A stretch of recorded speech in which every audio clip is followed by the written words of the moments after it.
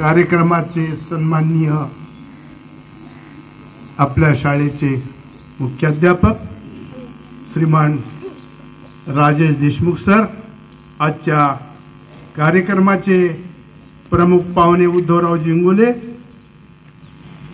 माझे अतिशय ज्येष्ठ जवळचे दररोजचे अगदी लहानपणापासूनचे असलेले मित्र आणि श्री मोतीरामजी सोळंके सर आणि सन्माननीय आमचे माजी मुख्याध्यापक रावसाहेब इके सर, या गावचे इतर सर्व उपस्थित असलेले पदाधिकारी, सगळ्यांची नावं मला माहीत नाही, आडस मला फार जुना आहे पण नवी माणसं माहीत नाही, त्यामुळे दिलगिरी व्यक्त करतो काय जे आहेत त्या सर्वांचं मनपूर्वक मनापासून अभिनंदन करतो. कारण माझ्या वयाच्या विचारानं आभार कशाला म्हणा, त्यांचं अभिनंदन करतो.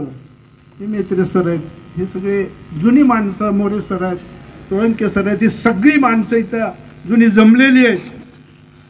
आणि मग मला राजेश सरांनी थोडी मात्रा दिल्यासारखं वाटलं बसून बोलण्यापेक्षा. आता आपण हा परिसर भयंकर आपल्या परिचयाचा आहे आणि मग बसून काय बोलायचं, इथं छत्रपती शिवाजी विद्यालयामध्ये बोलत असताना थोडीशी ऊर्जा आली म्हणून उठून वाटलं. आणि म्हणून सर्व सन्माननीय उपस्थित मंडळी, माझे सर्व तरुण सहकारी मित्र हो, आज दोन शब्द मला बोलायची परवानगी दिली, पण अगोदरच थोडी विनंती करून थोडे दोन अधिक बोलतो, जास्त बोलत नाही, 2 आणि 2 4 होतील कदाचित, पण संयोजकाची परवानगी घेऊन बोलतो. कारण मुक्ती संग्राम दिनाच्या संदर्भात बोलायचं म्हणजे मराठवाडा मुक्ती संग्राम दिन. भारताला स्वातंत्र्य मिळालं, प्रस्तावना केलेलीच आहे आपल्याला, परंतु 15 ऑगस्ट 1947 ला स्वातंत्र्य मिळालं, पण यामध्ये काही राज्य, काही भाग हे पारतंत्र्यात राहिले. त्यामध्ये आपला मराठवाडा, कर्नाटकातली, तेलंगणातली काही जिल्हे आली. आणि या ठिकाणी मात्र यालाच हैदराबाद चा लढा सुद्धा म्हटलं जात आहे, मराठवाडा मुक्ती संग्राम दिन. मग निजामाची जुलमी सत्ता या आपल्या मराठवाड्यावर कायम राहिली. भारत तर स्वतंत्र झाला. सरदार पटेल त्यावेळेस गृहमंत्री होते. Sardar Patel was a stern like a mountain, कायम लाईक पर्वतासारखा जायचा माणूस, समुद्रासारखा शांत, अतिशय कार्यक्षम असा भारताचा गृहमंत्री त्या काळात. मित्र, मग मराठवाडा मुक्ती संग्रामाच्या बाबतीत अनेक सामान्य माणसं लढली, जे अज्ञात आहेत, माहिती सुद्धा नाही, जनता पेटून उठली. कासिम रजवी नावाचा एक माणूस होता, तो निजामाचा खरा सहकारी होता आणि कासिम रजवी नावाच्या माणसाच्या हातात ही सगळी सत्ता होती आणि निजामाला मार्गदर्शन करणारा किंवा सगळा कारोबार बघणारा कासिम रजवी होता. अतिशय वाईट माणूस होता. भयंकर जुलूम चालवला त्यानं मराठवाड्यामध्ये, अनेक अत्याचार करण्याला सुरुवात केली, लोकांना त्रास देण्याकरता सुरुवात केली. सगळी मोठी माणसं केंद्रीय लेवलची असतील, पण सामान्य माणसाचा इतिहास आपल्याला आज माहित होणं, मराठवाड्याच्या मुक्ती संग्रामच्या निमित्तानं माहित होणं आवश्यक. म्हणून नुसते पुरुषच लढले असं नाही, अनेक स्त्रियांना सुद्धा आपले प्राण या मराठवाड्यामध्ये मुक्ती संग्रामासाठी दिलेले आहेत, मराठवाडा स्वतंत्र करण्यासाठी दिलेले आहेत. स्त्रिया सुद्धा अनेक लढलेल्या. उस्मानाबाद जिल्ह्यामधलं गाव आहे भूम तालुक्यातलं हिट नावाचं गाव.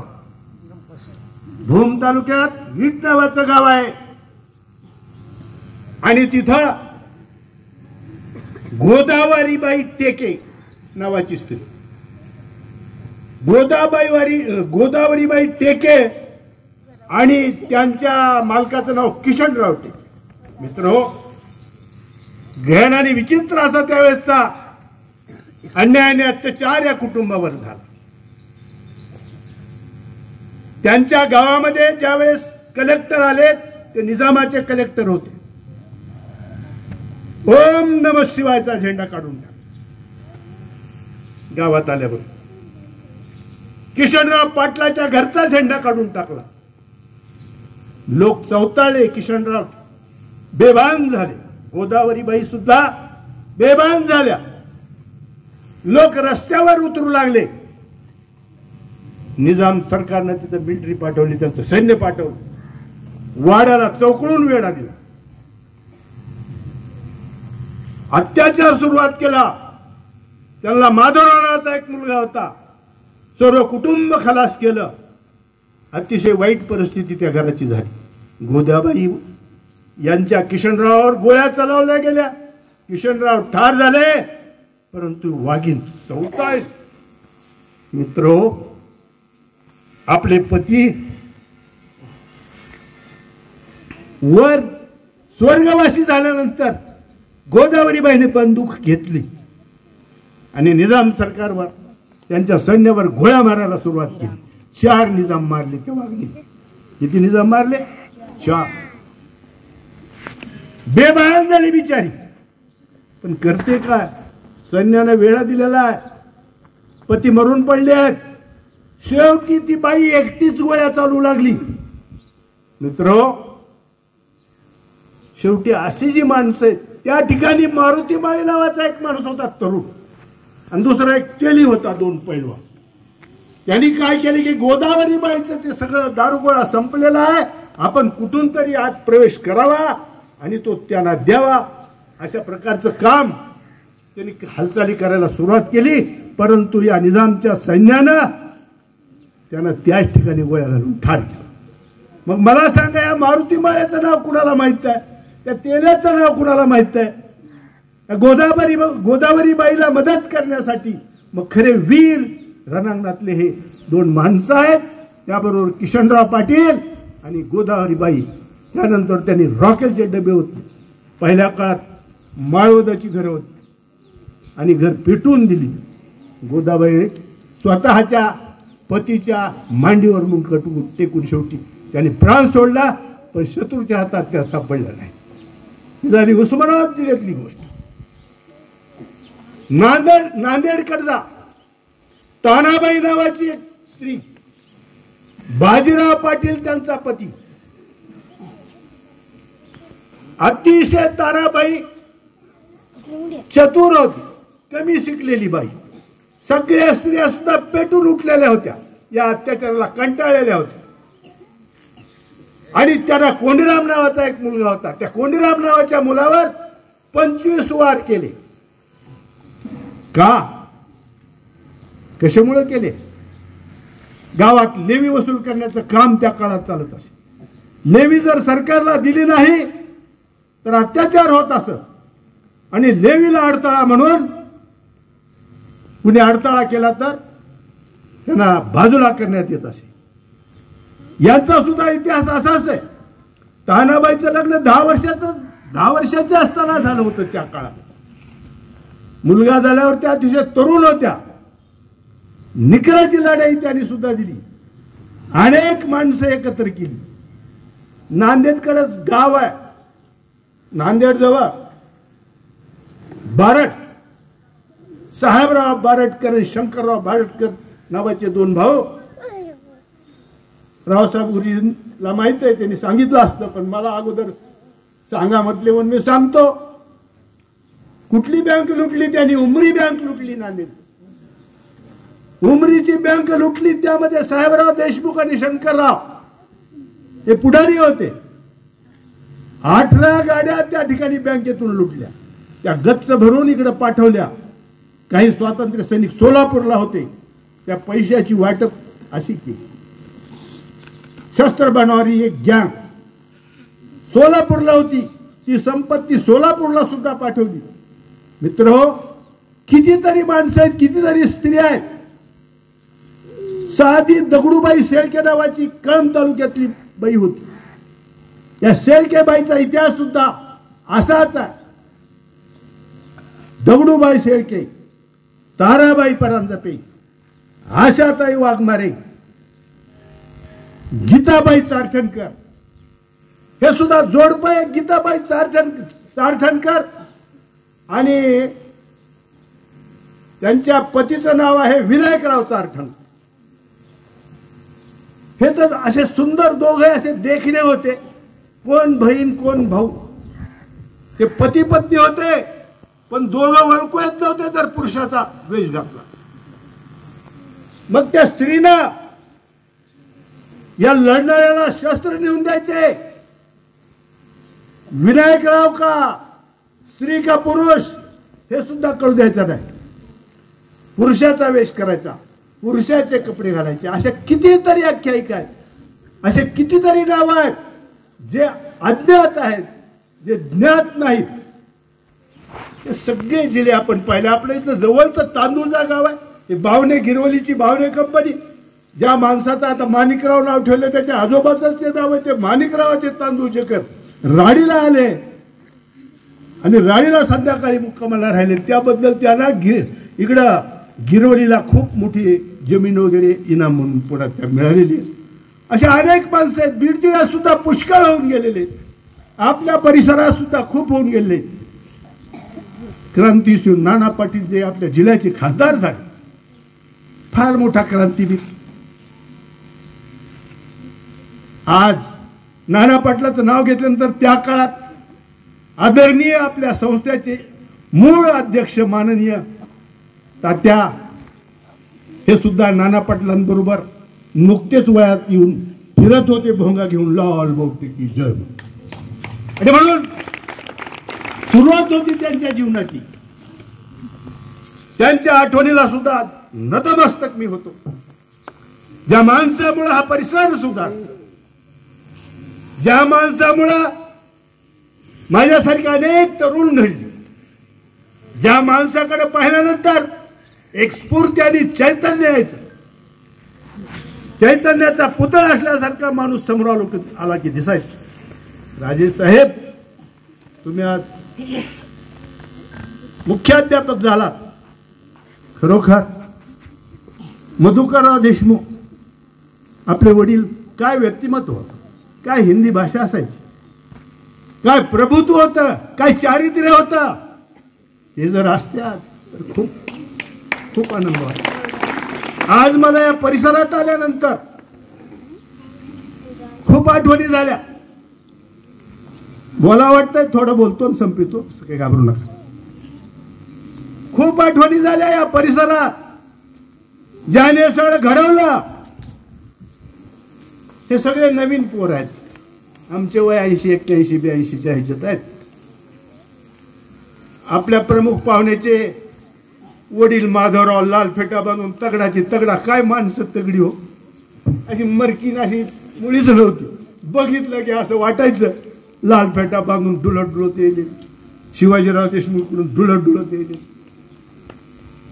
अशी कितीतरी या शाळेमध्ये, या गावात प्रत्येकाची आठवण मला होती.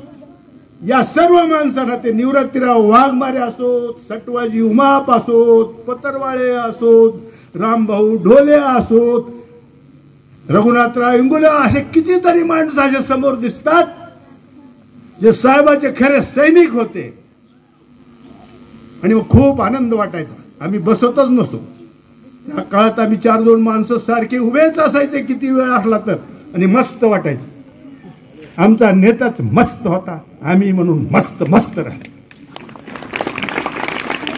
आणि म्हणून मराठवाडा मुक्तीसंग्रामाच्या बाबतीत 8वी पर्यंत मी तर शिकलो, पण मला सर्टिफिकेट पाहिजे होतं योगेश्वरीचं, कारण शाळा फार चांगली. म्हणून 9वी 10वीला मी तिथं गेलो, बळच प्रवेश घेतला आणि मॅट्रिकला नापास झालो. माझी डिग्री लई मोठी, MA BF, matric appeared but fail.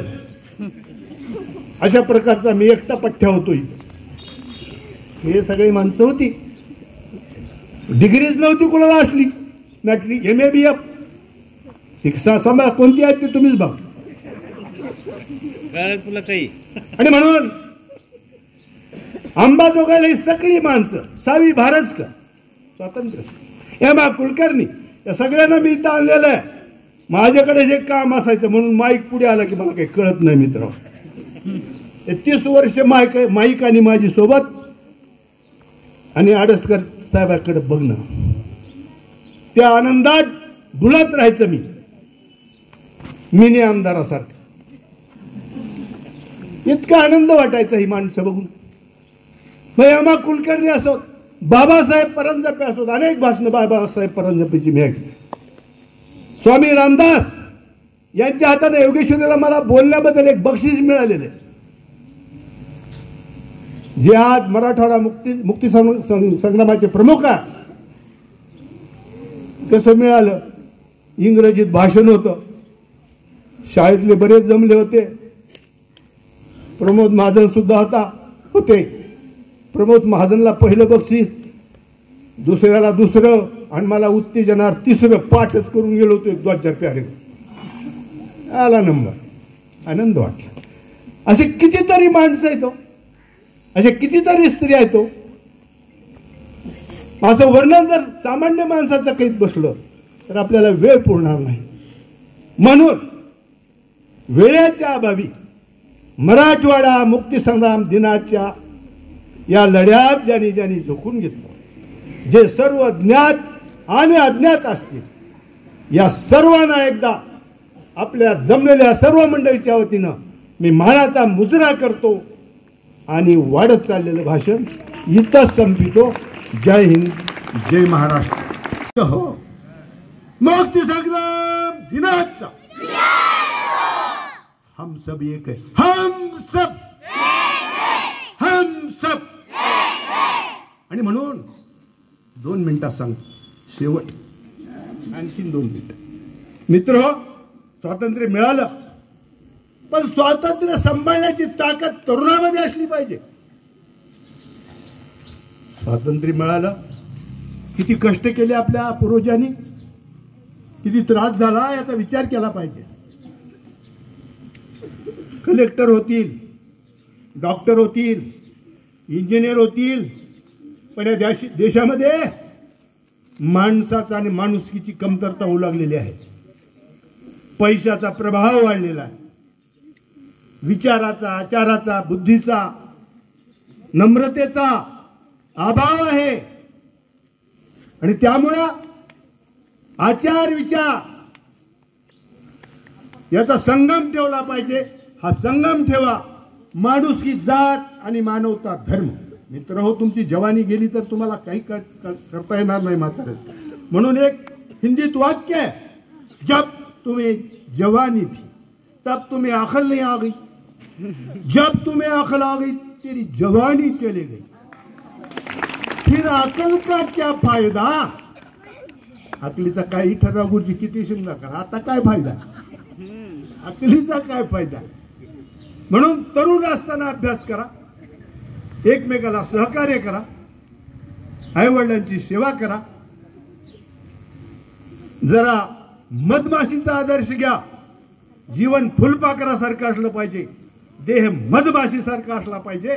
आणि बहिणाबाईची माणूस ही कविता सर्व विद्यार्थी वाचा, अशा प्रकारची नम्र प्रार्थना करून या सर्व आमच्या मंडळीला शुभ आशीर्वाद देऊन उपस्थितांना तुमच्या सर्वांचं मनपूर्वक स्वागत करून, विशेषतः राजेश साहेबांचं विशेष स्वागत करून, का तर जरा ऊर्जा मिळाली, बरं वाटलं.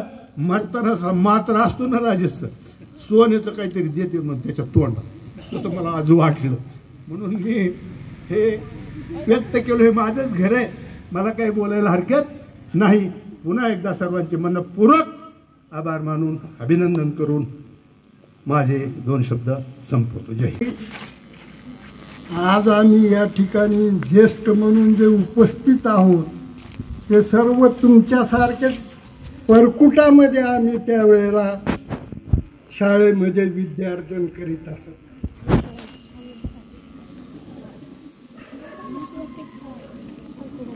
त्यावेळेला या संस्थेचे अध्यक्ष माननीय तात्या यांचं भाषण मला थोडंसं आठवतं. 5वीच्या वर्गात आम्ही होतो. तर त्यांनी असहकार चळवळीबद्दल माहिती द्यायची. कापडाच्या होळ्या केल्या असं काहीतरी सांगायचे. आणि बाबू गेनू हा वीरगतीला प्राप्त झाला. म्हणजे ह्या स्वातंत्र्य लढ्याचा इतिहास ते त्यावेळेला सांगत असत. आम्ही तुमच्यासारखेच होतो, टाळ्या वाजवायच्या, लवकर कधी भाषण संपत याची वाट बघायची. जिथं घडलो या भूमीमध्ये आम्हाला ज्ञानार्जन करण्याची संधी मिळाली. आणि ज्याच्या त्याच्या प्रारब्धाप्रमाणे ज्याला त्याला योग्यतेप्रमाणे मान सन्मान समाजामध्ये मिळाला. त्याचं खरं मूळ आमच्या या छत्रपती शिवाजी विद्यालयाच्या भूमीमध्ये आहे. बराच वेळ झाला, लहान मुलं आहेत, पण तरीसुद्धा मी थोडक्यात हैदराबाद मुक्ती लढ्याबद्दल माहिती आपणाला. बाकीच्या औपचारिकता मी सगळे सोडून देतो आणि मराठवाडा मुक्ती संग्राम दिनाच्या संदर्भात थोडंसं बोलतो. गावकऱ्यांचं सगळ्यांचं अभिनंदन करून हैदराबाद मुक्ती लढा हा कसा झाला याबद्दल थोडक्यात माहिती सांगतो. भारतावर अनेकाचे आक्रमण झालेले. 15व्या शतकात बाबर आला, त्याच्यापूर्वी सिकंदर आला, अल्लाउद्दीन खिलजी आला. अनेक स्वाऱ्या भारताच्या भूमीवर झाल्या. मुघल साम्राज्य 200 वर्षापेक्षा जास्त काळ टिकलं. आणि जहांगीरच्या काळामध्ये युरोपमधल्या 4 कंपन्या व्यापारानिमित्त भारतात आल्या. त्यापैकी सर्वात मोठी ईस्ट इंडिया कंपनी, दुसरी फ्रेंच ईस्ट इंडिया कंपनी. आणि भारताचा ज्यानं शोध लावला त्या वास्को द गामाच्या पोर्तुगीज राष्ट्राची पोर्तुगीजांची ईस्ट इंडिया कंपनी. आणि हॉलंडचे जे रहिवासी होते डच, त्यांची एक डच ईस्ट इंडिया कंपनी. अशा 4 कंपन्या इथं भारतामध्ये व्यापारानिमित्त आल्या. त्यापैकी सर्वात मोठी प्रबळ company British East India company. Jahangir राजाकडून त्यांनी व्यापारासाठी भारतामध्ये परवानगी सनद मागितली आणि भारतामध्ये व्यापार करण्याची त्या ब्रिटिशांना सनद मिळाली. आणि मग जवळजवळ 150-200 वर्ष ब्रिटिशांनी या ठिकाणी राज्य केलं. महात्मा गांधीच्या नेतृत्वाखाली असहकार चळवळ सुरू झाली आणि भारताला 15 ऑगस्ट 1947 रोजी स्वातंत्र्य मिळालं. मग भारताला स्वातंत्र्य मिळालं. 15 ऑगस्टला लाल किल्ल्यावर ध्वजरावरोहण झालं पंडित नेहरूच्या हस्ते. परंतु आपण मात्र पारतंत्रात होतो. त्यावेळेचा भारत जर पाहिला तर जवळजवळ लहान मोठे 600 संस्थांनी भारतामध्ये होते. लहान मोठे. स्वतंत्र भारताचे पहिले पंतप्रधान नेहरू आणि सरदार वल्लभभाई पटेल यांच्या आव्हानाला प्रतिसाद देऊन बहुसंख्य संस्थानं स्वतंत्र भारतामध्ये विलीन झाली. ब्रिटिशांनी एक अट घातलेली होती त्याला. हिंदुस्थान आणि पाकिस्तान अशी फाळणी केली आणि 600 संस्थानिक आहेत. त्या 600 संस्थानिकांना थोडीशी मुभा दिलेली होती. कोणती मुभा होती? एक तर तुम्ही स्वतंत्र भारतामध्ये सामील व्हा किंवा पाकिस्तानात सामील व्हा. आणि जर नसेल तर तुमचं राज्य तुम्ही स्वतंत्र चालवा. या नियमाचा फायदा घेऊन निजामानं, जुनागडच्या संस्थानानं आणि काश्मीरचा राजा हरिसिंग यानं स्वतंत्र भारतातही सामील नाही व्हायचं ठरवलं, पाकिस्तानातही सामील व्हायचं ठरवलं नाही. स्वतःचं राज्य स्थापन करण्याचं किंवा स्वतःचा प्रशासन चालू ठेवण्याचा निर्णय घेतला. राजा हरिसिंग हिंदू आणि काश्मीरमधली सगळी प्रजा इस्लाम. पाकिस्तान निर्माण झाल्यानंतर पाकिस्ताननं लष्कर पाठवलं काश्मीरमध्ये. पाक व्याप्त काश्मीर आज सुद्धा तो प्रश्न चालू आहे. सुटलेला नाही.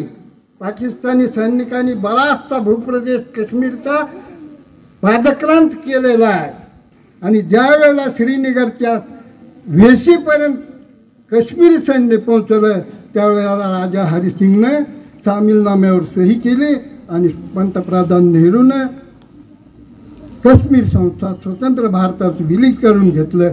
परंतु पाकव्याप्त काश्मीर हा आज सुद्धा पाकिस्तानच्या ताब्यात. दुसरं संस्थान जुनागडचं संस्थान.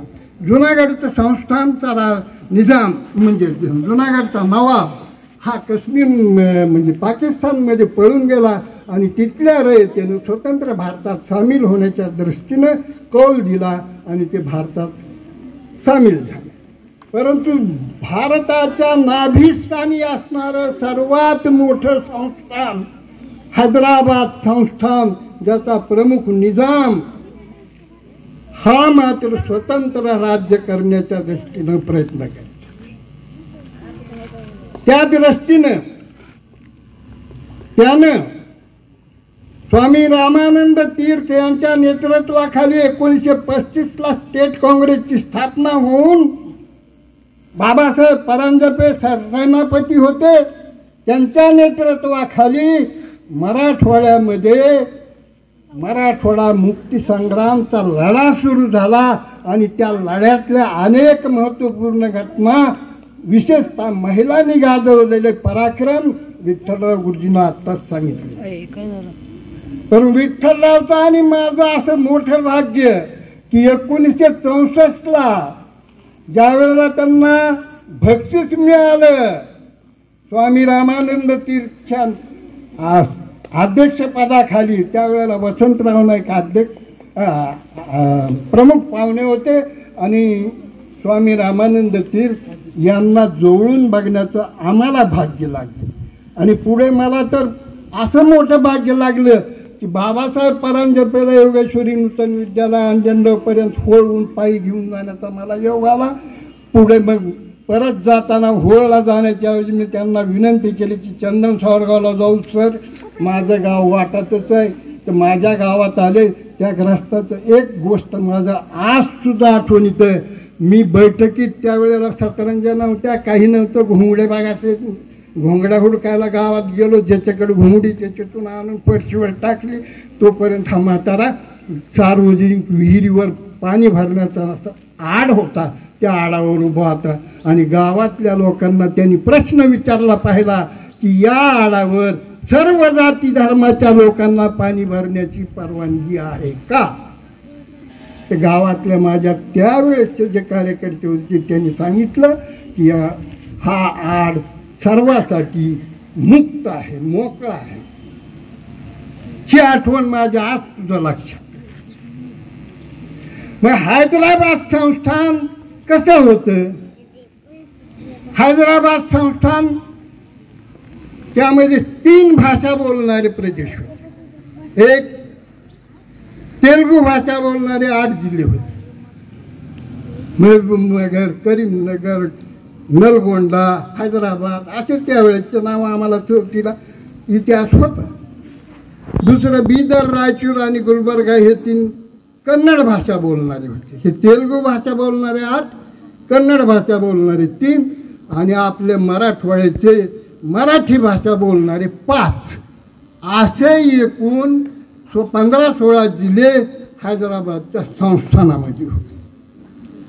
मग या संस्थानानं ज्या वेळेला स्वामीजीच्या नेतृत्वाखाली स्वातंत्र्य लढा उभारला, तो चिरडून टाकण्यासाठी निजामानं निमलष्करी दल स्थापन केलेलं होतं. त्या निमलष्करी दलाचं नाव होतं रजाकार आणि या रजाकाराचा प्रमुख होता कासिम रजवी, जो राहणारा मूळचा लातूरच्या गंजगोलाईमध्ये आज सुद्धा त्याची मालमत्ता आहे. त्यानं आपला समाज हा जाती व्यवस्थेवर उभारलेला असल्यामुळं चरितार्थाची त्यावेळेला अनेक अडचणी असत. अन्न मिळत नसे, अशा अन्नाच्या शोधात परिश्रम करणाऱ्या लोकांना एकत्रित केलं. त्याला रजाकार हे नाव दिलं आणि रजाकारा मार्फत स्वामीजीच्या चळवळीत भाग घेणाऱ्या लोकांना त्रास द्यायला सुरुवात केला आणि त्याच्या विरुद्ध सर्वप्रथम स्वामीजीच्या अगोदर सुद्धा आर्य समाजी लोकांनी या ठिकाणी निजामाच्या विरुद्ध उठाव केला. वंदे मातरम ही त्यांची घोषणा होती. आणि स्वामीजी नंतर बाबासाहेब परांजपे यांच्या नेतृत्वाखाली आपल्या मराठवाड्याच्या सरहद्दीवर म्हणजे जवळ आपल्या जर जवळ कोणता भाग असेल तर येरमाळा या ठिकाणी चेकपोस्ट होतं, नाका होता.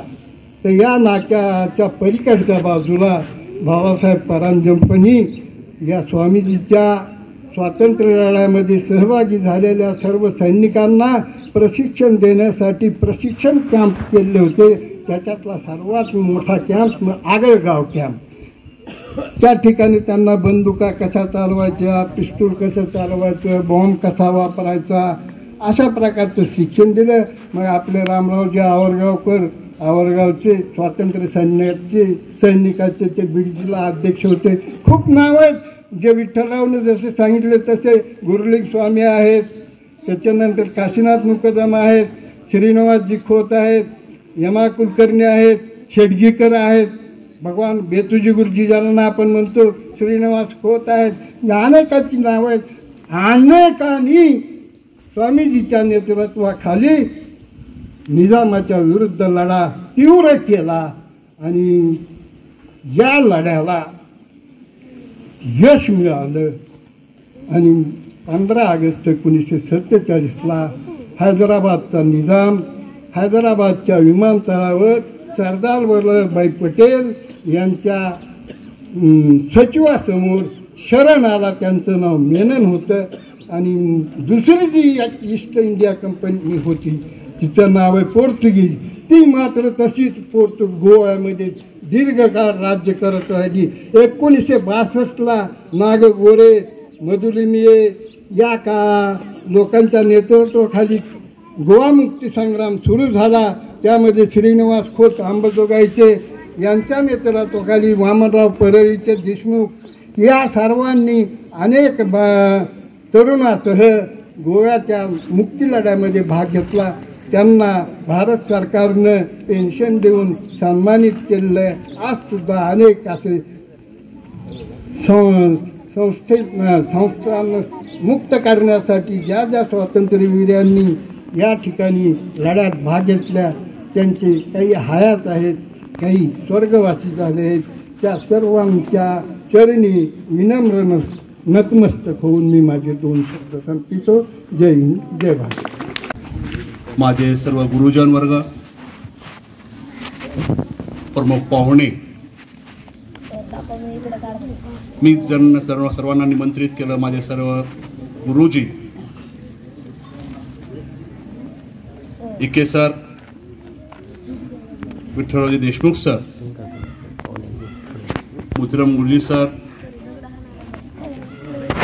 More sir, Metre sir, Kale sir, Shahaji Solanke sir, हे सर्व माझे गुरु आहेत.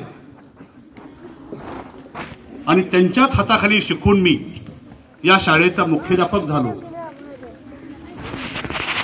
या सर्व गुरूंना मी वंदन करतो. तुम्ही दिलेली दिशा, तुम्ही दिलेलं मार्गदर्शन मी आत्मसात केलं आणि तुमच्या आशीर्वादाने मी छत्रपती शिवाजी विद्यालयाचा मुख्याध्यापक आणि प्राचार्य झालो.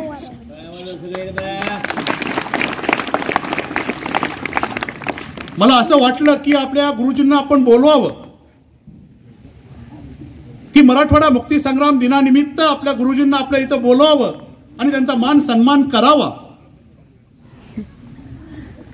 वाघमारे सरांना बोलावलं होतं, कोपले सरांना बोलावलं होतं, पण ते येऊ शकले नाहीत. त्यांना येता येत नाही म्हणले. मी नंतर कधी येईल आणि मी तुझ्या भेट घेईल असं त्यांनी मला आश्वासन दिलं. पण तुम्ही सर्वजण आलात, मला खूप आनंद झाला. माझे वडील पण या शाळेत सहशिक्षक म्हणून काम करत होते आणि त्यांच्याच हे सगळे सर्वजण सहकारी आहेत. आणि मी या शाळेत घडलो आणि या शाळेचा मुख्याध्यापक झालो म्हणून सर्व गुरुजनांचे पुन्हा एकदा मी अभिनंदन करतो, आभार मानतो आणि सर्व गुरुजनांना या कार्यक्रमात आल्याबद्दल पुन्हा एकदा अभिनंदन करून आणि या ठिकाणी माझे 2 शब्द संपवतो. आपण सर्वजण या ठिकाणी उपस्थित झालात. याच्यामध्ये उपस्थितामध्ये आज आपल्या गावचे काही पदाधिकारी, काही आमचे गुरुवर्य ज्यांनी या शाळेसाठी पाया रचिला आणि आज ते छत्राचं आमचं छत्र असावं अशा प्रकारे काम करणारे आमचे सर्व गुरुवर्य ज्यांनी आजच्या या कार्यक्रमामध्ये आपल्या शब्दांना सर्वांना एक चांगली शाब्दिक ऊर्जा दिली. अशी शाब्दिक ऊर्जा देत असताना त्या सर्व गुरूंकडे पाहून एक थोडीशी 1-2 ओळी आठवतात. लक्ष द्या ऐकूया 1 मिनिट. सर इके सर आणि विठ्ठलराव गुरुजी या दोघांनी जे शब्दाची वाणी आपल्याला दिली ते बघून एक असं सांगावंसं वाटतं, हौसला अभी बाकी है, सपनों का घोंसला अभी बाकी है. हौसला अभी बाकी है, सपनों का घोंसला अभी बाकी है. लक्ष्य से कह दो, लक्ष्य से कह दो रुका नहीं हूं मैं, लक्ष्य से कह दो रुका नहीं हूं मैं. हार जीत का फैसला अभी बाकी है, हार जीत का फैसला अभी बाकी है. अगदी अशाच प्रकारे ऊर्जा आम्हाला सरांनी नेहमी दिली. सरांची वाणी ऐकत असताना 7वीचा वर्गाचा तो मराठीचा तास आठवला. सरांचं बोलणं, हातवारे, ते रुबाबदार शैली हे सर्व पाहून अतिशय मन भरून आलं. हे सर्वच या ठिकाणी उपस्थित राहिले. या निमित्त शेवटचा भाग माझ्याकडे आलाय आभाराचा.